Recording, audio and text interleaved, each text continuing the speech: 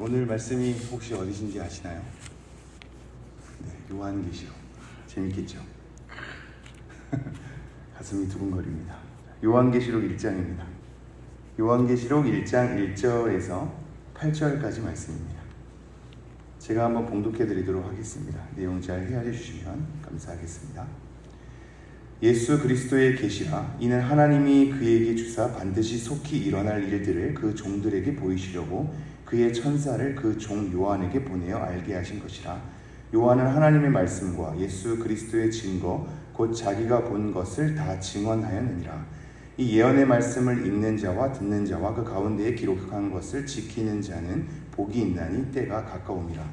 요한은 아시아에 있는 7 교회에 편지하노니 이제도 계시고 전에도 계셨고 장차 오실 이와 그의 보좌 앞에 있는 7명과 또 충성된 증인으로 죽은 자들 가운데서 먼저 나시고 땅의 임금들의 머리가 되신 예수 그리스도로 말미암아 은혜와 평강이 너희에게 있기를 원하노라. 우리를 사랑하사 그의 피로 우리 죄에서 우리를 해방하시고 그의 아버지 하나님을 위하여 우리를 나라와 제사장으로 삼으신 그에게 영광과 능력이 세세토록 있기를 원하노라. 아멘. 볼지어다 그가 구름을 타고 오시리라. 각 사람의 눈이 그를 보겠고 그를 찌른 자들도 볼 것이요 땅에 있는 모든 족속이 그로 말미암아 애곡하리니 그러하리라. 아멘. 주 하나님이 이르시되 나는 알파와 오메가라. 이제도 있고 전에도 있었고 장차 올 자요 전능한 자라 하시더라.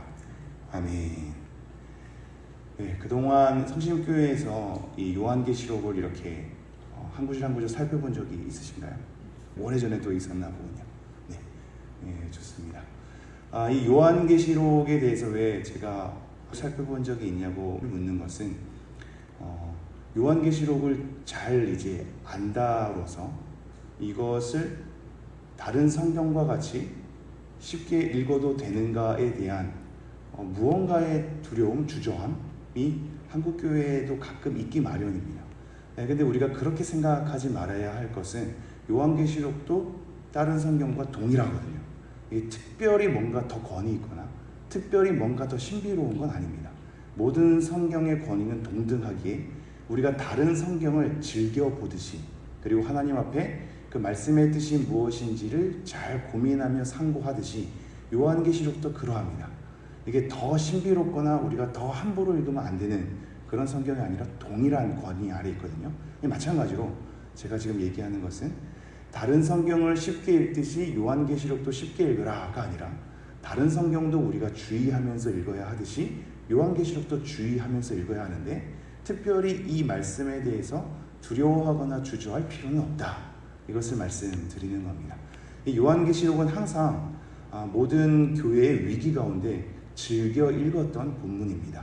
그래서 우리나라에서도 이 한국교회가 가장 어려웠을 당시 일제 핍박의 시기나 6.25 전쟁 이후의 시기 가운데 이 항상 한국교회에서 많이 들려줬던 복음이기도 합니다. 이러한 성경을 왜 그때 많이 읽혔냐면 이제 하나님의 나라가 임박할 것만 같은 고난 가운데 있었기 때문이죠. 성도님들에게 굉장히 위로가 되고 예수 그리스도의 승리를 보게 하는 굉장히 중요한 대목이기 때문에 이 한국 사회가 어려웠을 때 교회가 위기 가운데 있었을 때 요한계시록을 잘 읽곤 했습니다.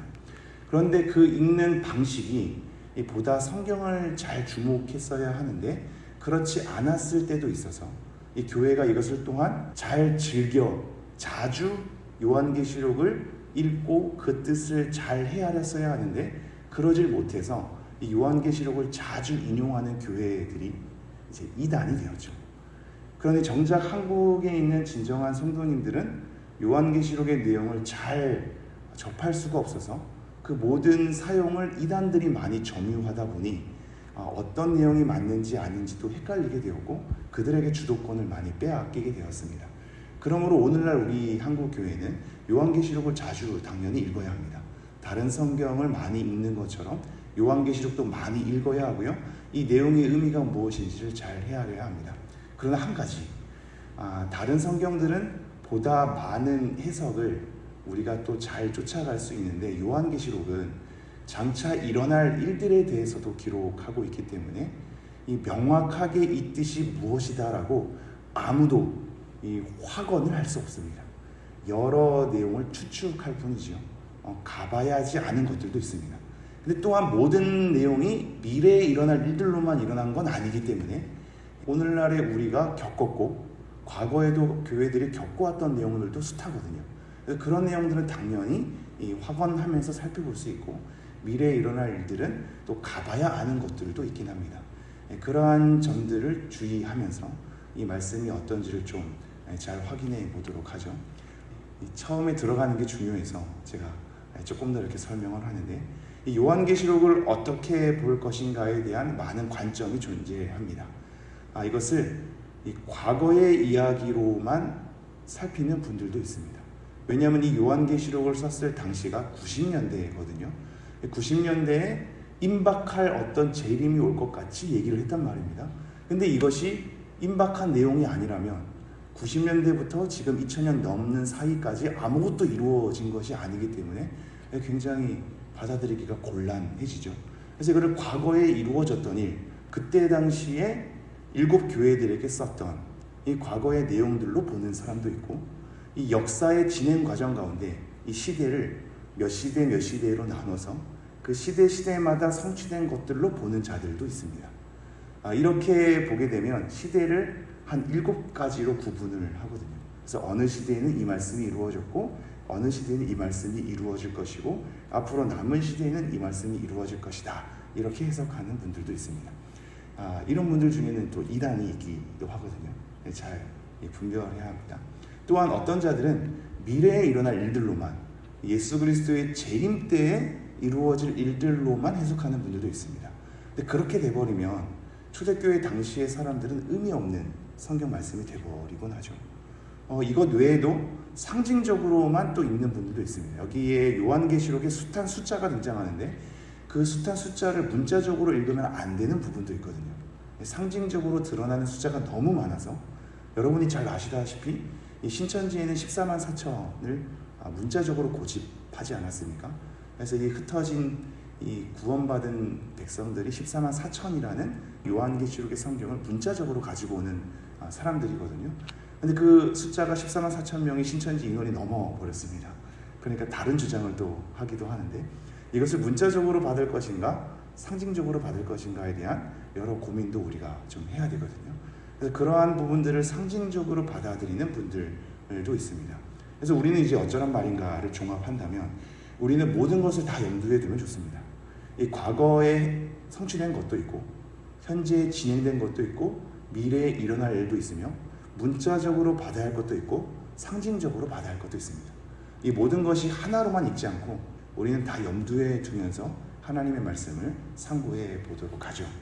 사실 서론이 굉장히 잘 설명되어야 하는데 잘 설명됐는지 모르겠습니다. 차차 풀어가면서 말씀드리겠습니다. 제가 요한계시록 1장 1절 다시 한번 읽어드리겠습니다. 예수 그리스도의 계시라.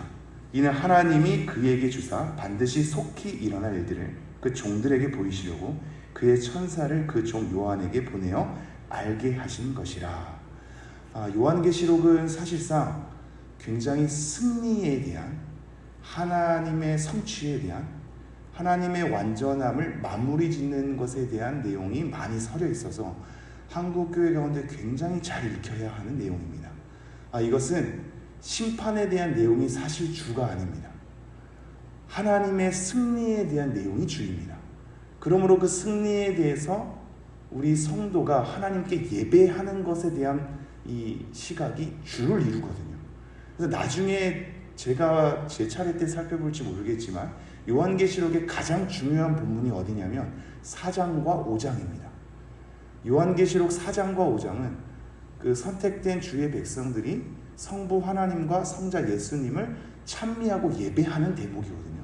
우리의 면류관을 하나님 발 앞에 던지면서 엎드리는 대목입니다. 가장 고조되는 대목이 요한계시록 4장과 5장입니다. 그러한 내용을 한번 생각하면서 그리스도의 승리라는 것을 생각하면서 이 말씀을 따라와야 합니다. 그래서 1장 1절은 이렇게 펼쳐지죠. 예수 그리스도의 계시라.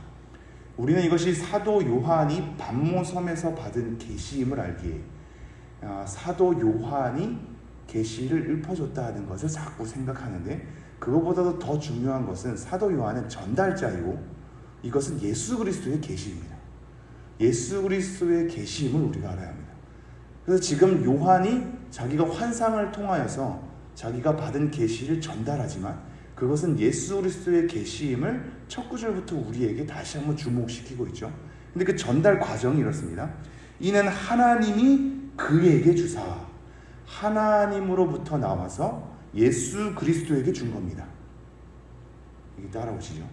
하나님께서 예수 그리스도에게 그 계시를 준 겁니다. 그러면서 반드시 속히 일어날 일들을, 반드시는 필연적인 거죠.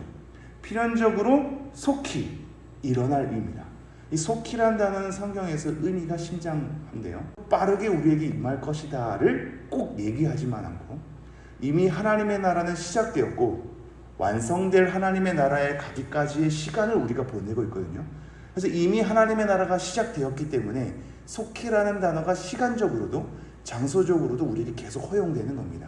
근데 그것은 마침내 완성될 하나님의 나라로 계속 가는 과정이기 때문에 시간적으로 그냥 바로 임할 것이다 라는 것이 아니라 계속해서 우리는 하나님의 나라 가운데 가까이 가고 있다라는 근접성에 대한 의미로 속히라는 단어를 계속 쓰고 있는 겁니다.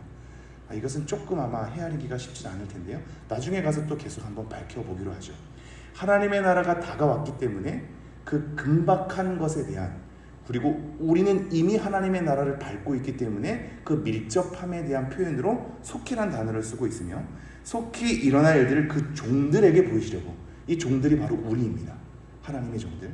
그럼 다시 성부 하나님께서 예수 그리스도에게 그 계시를 줬는데 그 계시를 준 이유는 하나님의 종들에게 보이시려고 한단 말이죠. 근데 그 종들에게 보이시려고 어떤 과정을 밟냐면 그 다음 그의 천사를 그 종 요한에게 보내어 알게 하신 것이라. 천사를 통해서 요한에게 알게 하신 거랍니다. 정리하면 이렇죠. 성부 하나님이 성자 예수 그리스도께 그 계시를 보여주고 그 성자 예수님이 천사를 통해서 보내고 그 천사가 사도 요한에게 알려줘서 정작 이 계시를 알게 하는 우리 종들, 하나님의 종들에게 보이시려는 것이다, 이렇게 되는 겁니다. 성부 하나님, 성자 예수님, 천사, 사도 요한, 우리 종들, 이렇게 되는 겁니다. 많은 과정을 거치죠. 하나님께서 우리에게 뜻을 펼쳐주실 때 이런 많은 과정을 거칩니다. 우리는 그냥 직통 계시를 받기를 원하나 많은 과정을 거쳐서 우리에게 전달하시거든요. 그게 요한계시록 1장 1절의 선언입니다. 그 선언을 따라 2절을 보면 이렇게 되어 있습니다. 요한은 하나님의 말씀과 예수 그리스도의 증거 곧 자기가 본 것을 다 증언하였느니라. 이렇기 때문에 요한이 증거하는 것이다. 즉 성부 하나님과 예수 그리스도를 거쳐서 천사를 거쳐서 사도 요한이 지금 증거하는 것이다. 그러므로 이것은 증언하는 자는 사도 요한이나 그 내용은 예수 그리스도의 계시인 것이다 를 우리에게 알려주고 있습니다. 이렇게 하나님의 말씀과 예수 그리스도의 증거 곧 자기가 본 것을 요한은 지금 증언하고 있습니다. 3절 이 예언의 말씀을 읽는 자와 듣는 자와 그 가운데 기록된 것을 지키는 자는 복이 있나니 때가 가까우니라. 이 말씀 자체를 읽는 것과 듣는 것과 그 가운데 지키는 자에게는 뭐가 있다고요? 복이 있을지어다. 이게 성경의 증언입니다. 지금 우리가 함께 듣고 함께 읽고 있고요. 이 말씀을 지키게 될 때 우리에게 복이 있을 거라고 선언을 하고 있습니다. 그러므로 이 요한계시록은 심판에 대한 두려움보다도 사실 복된 소식입니다. 복음이거든요. 복된 소식이고 하나님의 완전함과 하나님의 승리에 대한 내용으로 가득 차 있죠. 근데 그 승리의 방식이 심판으로서의 과정을 겪기 때문에 요한계시록엔 심판이 많이 등장할 뿐인 겁니다. 바로 없기는 우리가 오늘부터 요한계시록을 읽어가면서 이것을 듣고 읽고 말씀을 지킴으로 복된 성도가 되기를 소망합니다. 이 복이 있을지어다도 의미가 있는 것은 요한계시록에 7번 등장하거든요. 나중에 21장, 22장에도 이 복이 있다는 말이 등장하는데 7번 등장하는 것에 대한 또한 의미가 있습니다. 요한계시록은 7이라는 숫자가 자주 등장하거든요. 그래서 우리가 4절만 봐도 다시 한번 7이 등장할 텐데 그것을 염두에 두십시오. 의도적으로 복이 있다라는 것이 7번 등장하고 있다. 왜 7이라는 숫자가 계속 등장하고 있을까를 4절을 한번 염두에 두면서 살펴보겠습니다. 제가 4절 읽겠습니다. 요한은 아시아에 있는 7 교회에 편지하느니 이제도 계시고 전에도 계셨고 장차 오실 이와 그의 보좌 앞에 있는 7 영과 이렇게 되어 있죠. 7 교회 7 영, 여기 보면 복이 있는 안에는 7. 나중에 7인 7나팔 7대죠. 그죠? 모든 게 다 7로. 요한계시록은 7로 도배되어 있습니다. 이 7이라는 숫자 자체가 이제 완전수기 때문에 의도적으로 얘기를 하는 겁니다. 그렇다면 이렇게 얘기할 수가 있죠. 지금 이 7교회는 실질적으로 아시아에 있는 7교회거든요. 그래서 2장, 3장에 걸쳐서 그 7교회에게 하는 말씀을 우리가 들을 겁니다. 그런데 우리는 그때 당시에 현존하는 7교회에게 편지를 쓴 것이긴 하지만 이 7교회에 대한 상징은 모든 교회에 대한 대표격이긴 해서 모든 교회에게 하는 말씀이기도 한 겁니다. 모든 교회에게. 그러므로 그걸 생각하면서 한번 따라오시면 이 성령님을 7영이라고 굳이 표현하거든요. 도대체 왜 7영이라고 표현했을까를 생각해 볼 때 7교회가 대표격을 얘기하고 있긴 하지만 모든 교회를 대표하는 것이기 때문에 모든 교회를 겨냥하는 거라고 생각한다면 이 7영은 성령이 7분 계시다는 의미가 아니라 모든 꽃 가운데 모든 걸 다스리는 성령님에 대한 표현을 쓰기 위해서 구도적으로 맞춘 겁니다. 7교회, 7영. 그 모든 교회를 다스리는 성령님에 대한 표현을 언급하기 위해서 7교회를 얘기했듯이 7영이라고 표현할 뿐입니다. 성령님이 7분 계신 게 아니고요. 이 모든 것에 대한 다스림 가운데 성령님이 계시다는 것을 의미하는 거죠. 그럼 다시 한번 또 보면요. 이런 7교회 편지하노니 이제도 계시고 전에도 계셨고 장차 오실 이거를 이제 성부 하나님으로 표현하고 있습니다.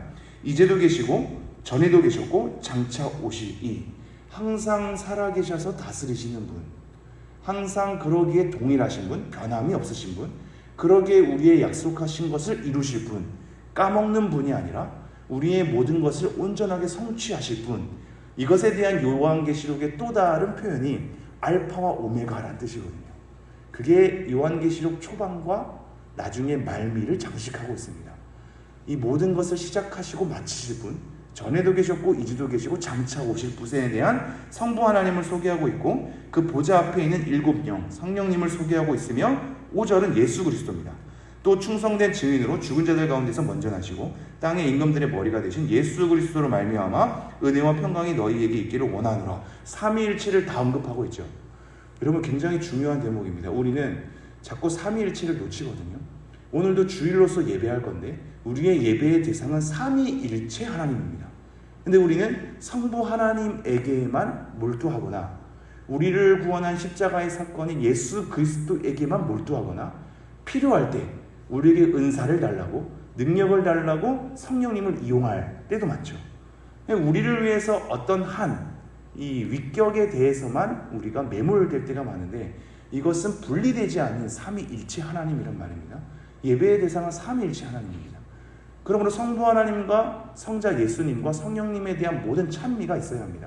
그걸 요한계시록은 알기에 초반부터 장차 오실 이에 대한 성부 하나님, 7영에 대한 성령님, 죽은 자 가운데서 먼저 나신 이에 대한 예수 그리스도를 의도적으로 밝히고 있습니다.